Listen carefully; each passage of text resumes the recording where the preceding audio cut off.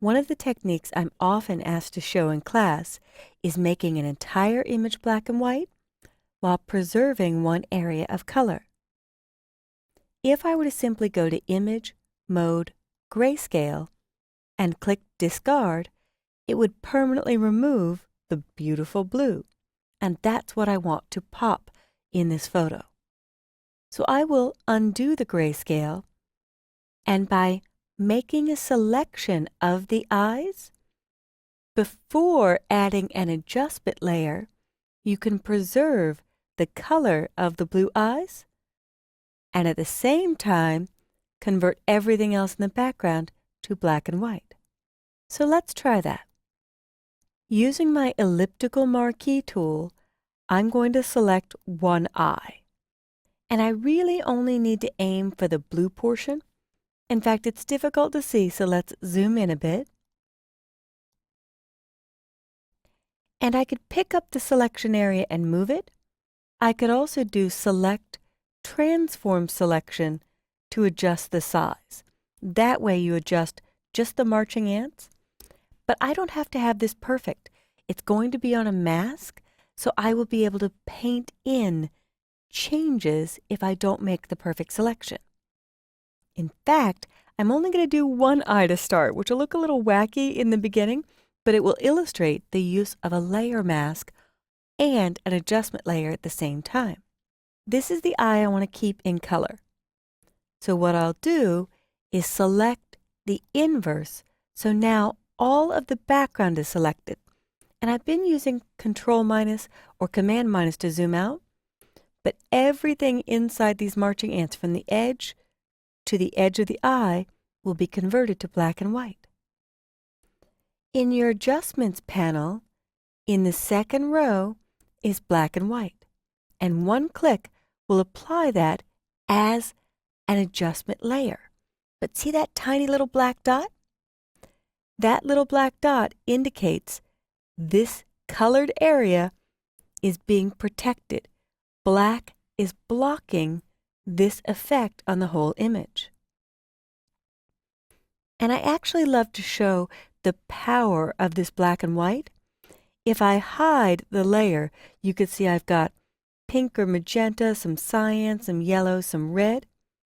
If I show it and move the reds, the shirt was in red, but the magenta or pink is also in the red family.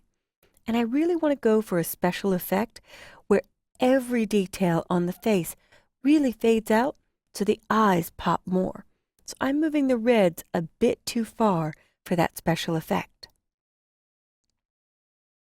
I'll take the yellows left and they get darker, but again I want a washed out look. I'm going to take the yellows right so it's like a blur or a glow on the skin.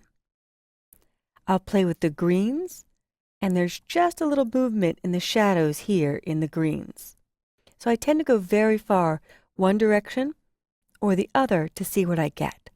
And you could use your own settings for this.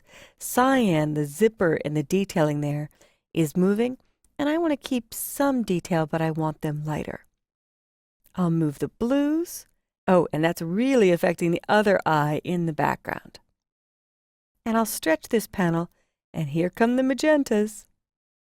So that's the look I'm going for, really washed out, but I want this eye in its own color also. So the way you achieve that is by going to the Paintbrush tool, B for brush, and swapping your foreground and background colors by hitting this double-sided arrow will make black my foreground color. And for a brush size, you can estimate it. I slide my brush size until it's about as big as the pupil itself. So one click brings in that natural blue.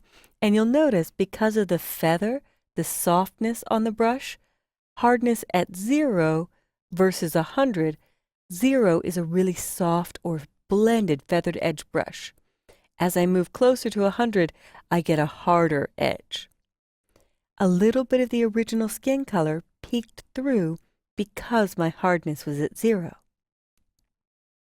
So if I click away, I tend to use this area to click away or deselect so I don't mark the image. If I click away, I can swap my colors again and maybe use a much smaller brush size to take away the skin color that peeked in. I could have made 2 selections to begin with, but I wanted to show you the beauty of painting with a layer mask. So here we have our final result, a very surreal looking adjusted image with the original eye color showing through. Everything in black and white except for one object by using a black and white adjustment layer and then painting on the layer mask with either black or white to reveal or hide.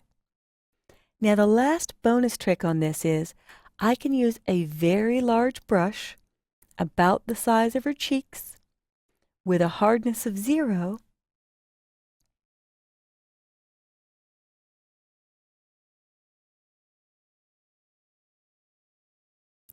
and I could paint back some of the original skin color.